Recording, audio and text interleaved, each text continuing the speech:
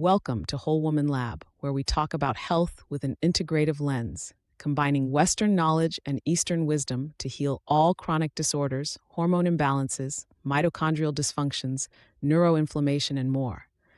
We will revolve around nervous system, gut, liver, and cellular health as the core of our journey forward.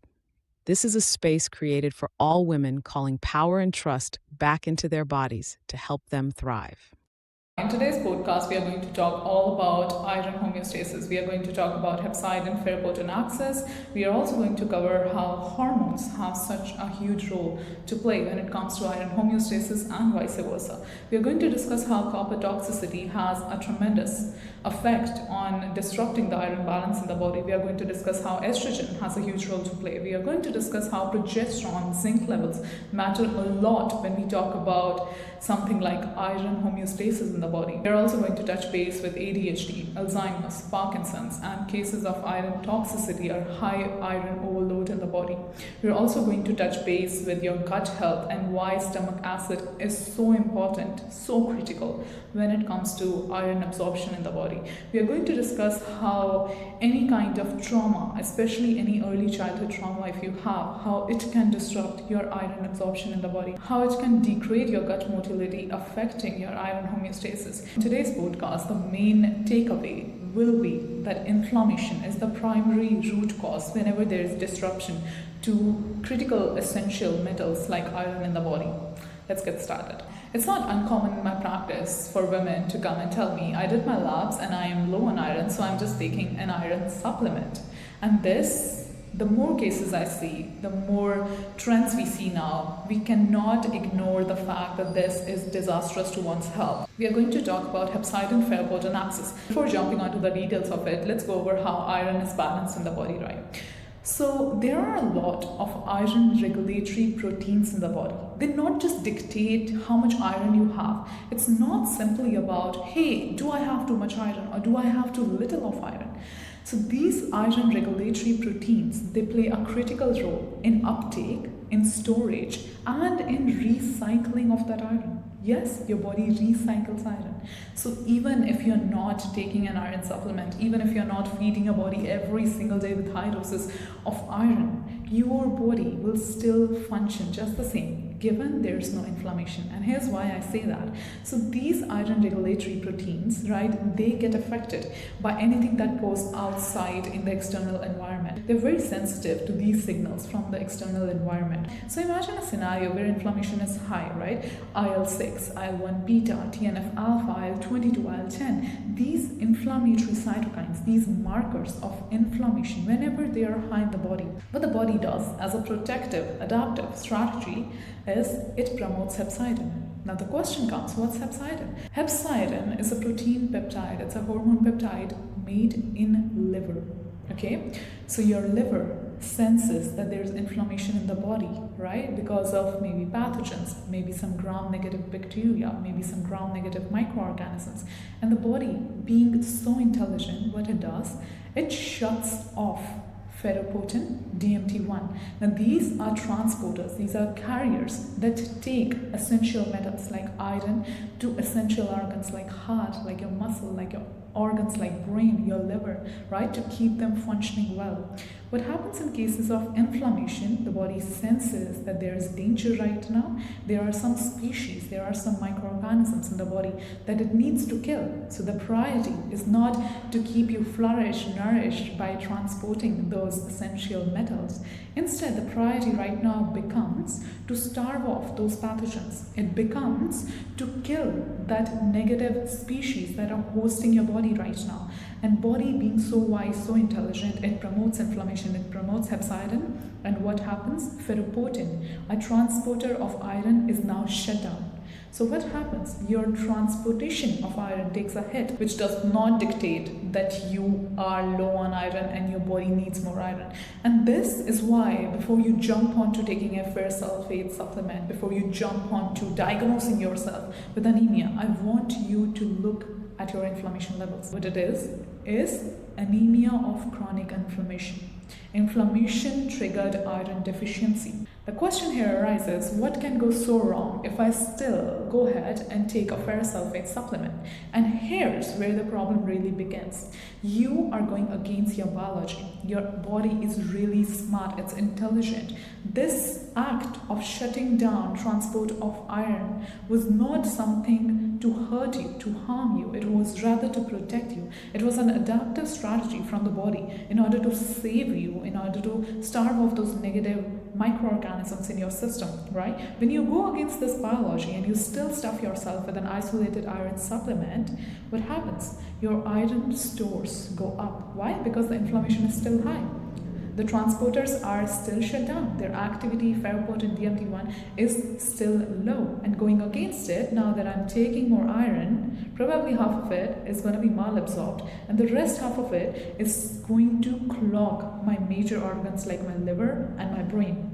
This brings us to a very fascinating study done on rats. In this study, they took samples of astrocytes, microglia, and neurons from brains of rats. They found that there was iron accumulation in the central nervous system of the brains of these rats. What they found in the study on inducing inflammation, the activity of ferroportin and astrocytes, microglia, neurons in the brains of these rats was reduced by a tremendous amount. This also goes hand in hand with the iron accumulation cases that we see in Alzheimer's, that we see in Parkinson's. Before we jump on to taking an isolated supplement again, we need to be cautious, because if inflammation is present, we are going against the biology of the body, which is really intelligent, which is really smart.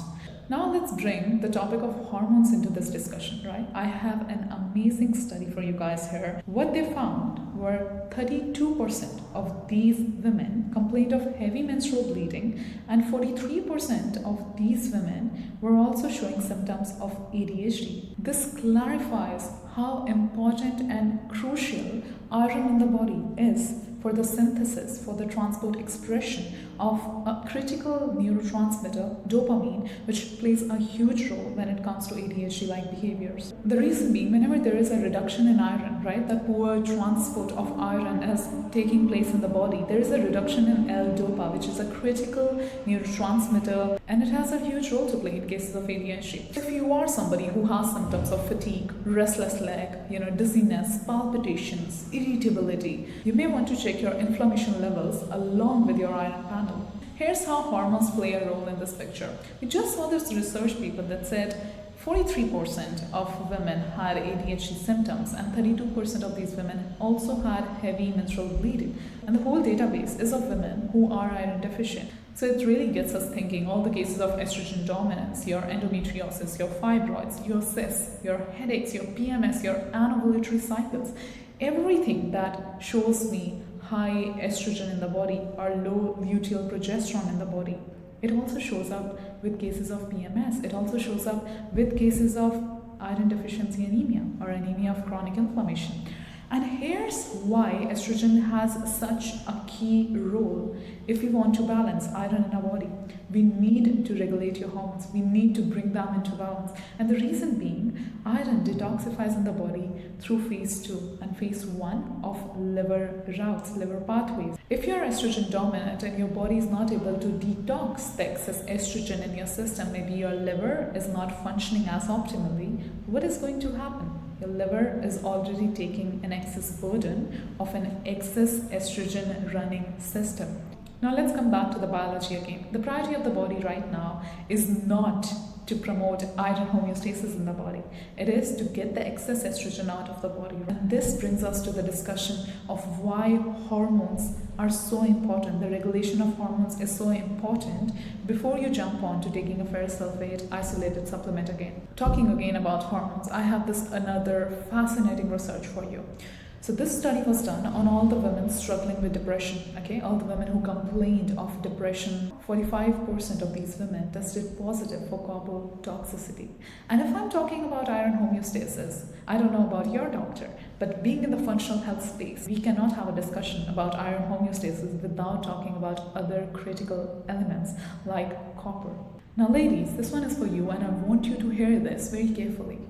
Every woman who has been on birth control pills, maybe you have been using copper IUD, maybe the level of copper in your water because of the pipes is just too high, maybe your exposure to copper is just so high, maybe your system is very low on zinc. Hello, which by the way, whenever there is a case of gut microbiome dysbiosis, zinc takes a hit. Whenever you are stressed, zinc takes a hit because zinc is something that the body loves. The body loves it in the presence of stress, it uses it more. So if you are deficient on zinc, if you are not ovulating properly, if you are estrogen dominant, if your body, your exposure is just too high with copper, you are going to have copper toxicity. And guess what happens when you have copper toxicity in your system? You get all those symptoms of depression, of estrogen dominance, by the way. Copper has a huge role in triggering estrogen. So if you have estrogen dominance in your body, you probably also have copper toxicity in your system. And whenever you have copper toxicity in your system, iron homeostasis takes a hit because copper is also responsible for maintaining oxygen transport in the body. And before we move forward, let me make something very clear for you here. When we say copper toxicity, right, or iron toxicity, what is happening is the storage form of iron, of copper, is too high in the essential organs where it should not be high, like your liver, like your brain. But in circulation, the transporters, because they are taking a hit because of inflammation, the transport of these critical essential elements like copper, like iron, takes a hit. So in circulation, I do not have enough copper, but in my storage form, in my brain, in my liver, it is also responsible, by the way, for mania, for schizophrenia. We already see high copper in liver of patients of schizophrenia. So this is a big deal indeed.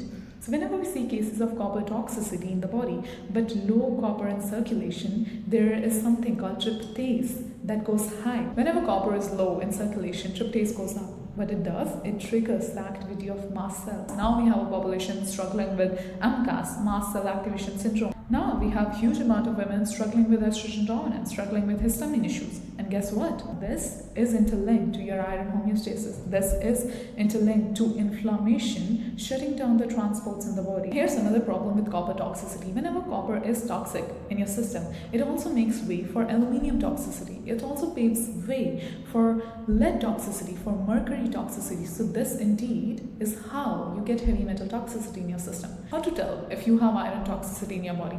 And this is how the symptoms manifest in your body.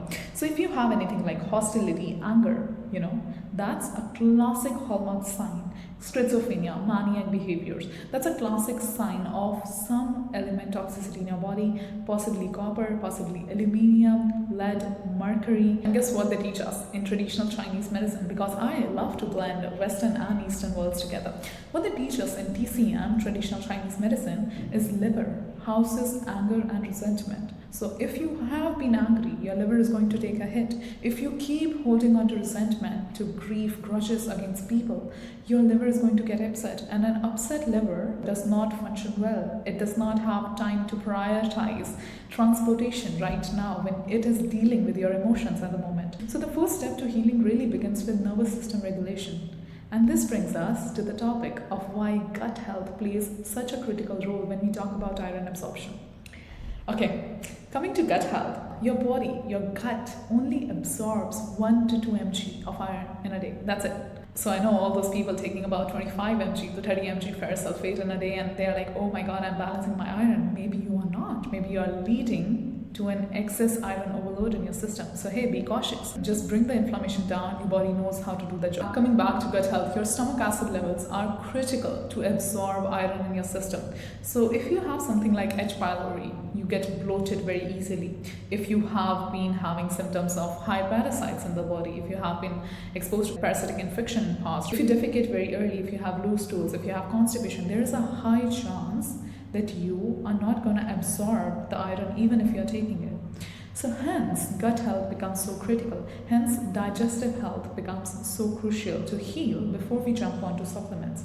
If you're not nailing these core fundamentals, these core basics right, what are you even doing? This brings us to the discussion of stomach acid levels. So this study was done on a lot of people taking PPIs, right? And iron was found to be really low on these people people who have been taking PPIs, antacids. If you have been popping antacids, PPI for heartburn, for acid reflux, for bloating, for burps, for acidity, you need to resolve that first. And then the body itself, being so smart, being so intelligent, will bring your iron back into homeostasis.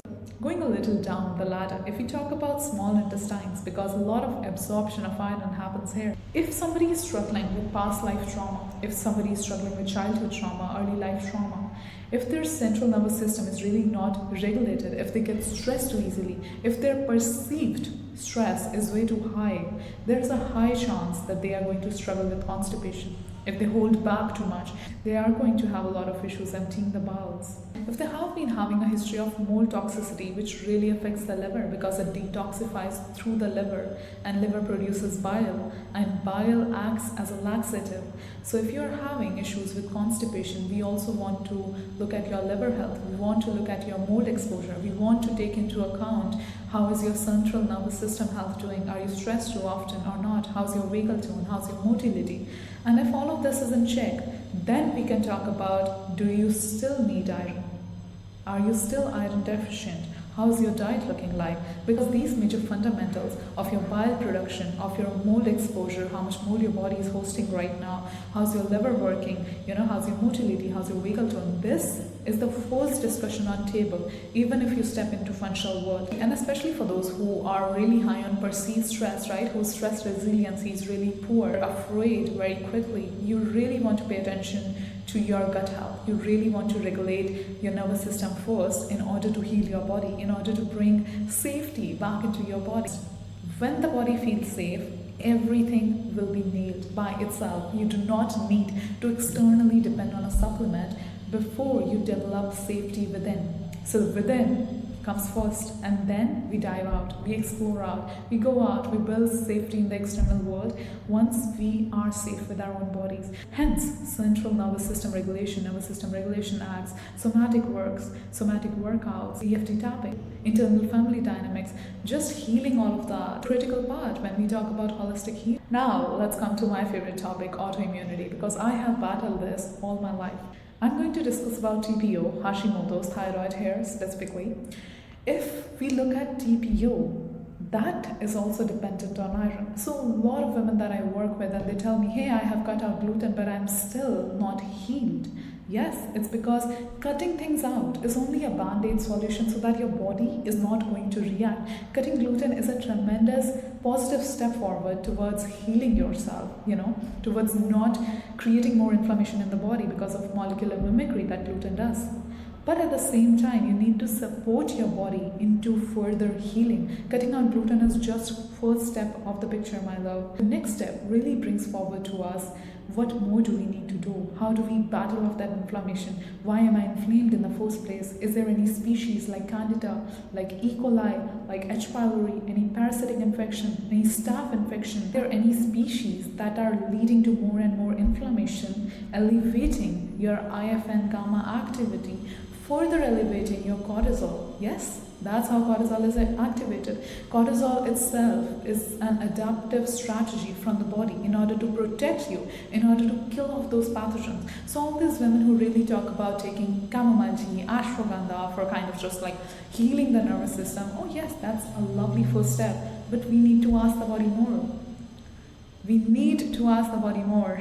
I hope you're listening to me. We need to ask the body more. Coming back to TPO antibody. TPO antibody is iron dependent. And further in this route, if we even look at thyroid disorders, right, production of T4, T3, a lot of activation of inactive T4 into active T3 form also happens in the liver, in the gut. So we need to ensure that there is no more toxicity. A lot of research papers constantly show us that those cases of autoimmunity do have some underlying mold toxicity going on in the body, and this is where liver plays a function. So whenever we talk about any iron homeostasis in the body, it is going to affect everything in the body. It is talking to inflammation. It is talking to your thyroid. It is talking to your cortisol. It is also communicating to your stomach acid, to your histamine, to your estrogen, to your progesterone, to your zinc levels, to your gut, to your liver. Everything in the body is interconnected as a whole. And I'm completely aware in the functional health space, the mitochondrial dysfunction right now is a hot topic. Cell danger response is a hot topic, right? Cellular health is a great topic, is a fun, trendy topic. And trust me, everything revolves around inflammation at its core. And what we need to ask the body, what we need to approach the body is with more curiosity. We need to ask it, why are you inflamed? How's my gut flora? How's my diversity? How's my digestive health on day-to-day basis? Am I having low stomach acid? Am I having too high stomach acid? How's my sphincter control? How's my gut motility? How well is my nervous system regulated? Am I inflamed on specific days of my cycle? Does my histamine get triggered on specific days of my cycle? Am I estrogen dominant? How are my zinc levels looking like? And of course, this discussion has a lot to also do with how the external environment, affects us. Of course, there is soil depletion, so we do have to depend on organic groceries. We do have to take support of supplements sometime. But all I'm here to teach you today in this podcast is the value of hierarchy and nailing the fundamentals. A nervous system that's not regulated, that's constantly stressed, that's holding on to a lot of fear, that's approaching things with a lot of fear, can go on to buying a lot of organic groceries, can go on to doing all things from the intent of healing without really healing. So we really need to look at the fundamentals here, the body as one. We need to address gut dysbiosis. We need to look at how overburdened, sluggish your liver is, because liver is also dependent on iron. It needs iron to go through phase 1 and phase 2 detoxification routes. So this is why whenever we talk about iron homeostasis, whenever we talk about inflammation caused anemia of inflammation, anemia of chronic diseases, whenever we look at autoimmune cases, whenever we look at thyroid imbalance, we look at cortisol, we look at estrogen, anovulatory cycles, infertility, everything is a symptom stemming from inflammation. And inflammation has to be explored further, has to be looked at with curiosity. Why am I inflamed? And once you nail these fundamentals, what you are changing in real life is terrain, is your body, is the life of host.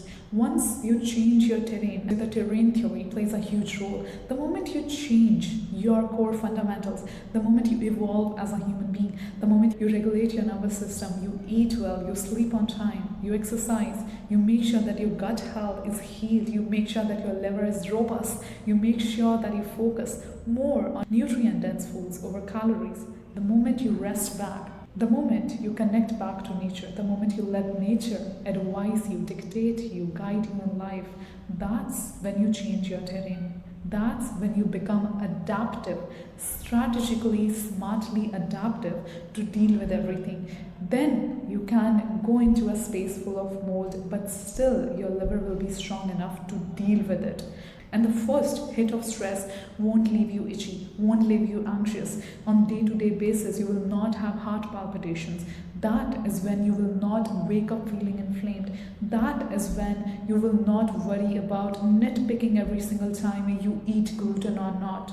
That is when your gut motility will smile, because then is when you are done first thing in the morning. So the core of today's podcast is really, don't jump onto isolated vitamin supplements just because a fancy influencer is telling you, advocating you for it. Think about it, dig deeper in your body and connect all the dots. Estrogen, thyroid, cortisol, inflammation, mitochondrial dysfunction, central nervous system, your brain's iron accumulation is a real thing, and everything is interconnected. If I can leave you with one last note, it would just be intelligence over impression. Because all the conditioning that has been done to us by the mainstream, by the conventional medicine routes, by somebody telling us that there is something wrong with our bodies, I want you to step back and trust into intelligence and trust into love, because your body, everything it does, every single thing it does is coming from a place of intelligence and protection and love and adaptation in order to have a better survival for you. And the sooner you stop going against it, against your own biology, the faster you'll heal. All healing is in intelligence, is in love. So yes, intelligence over impression. Thank you.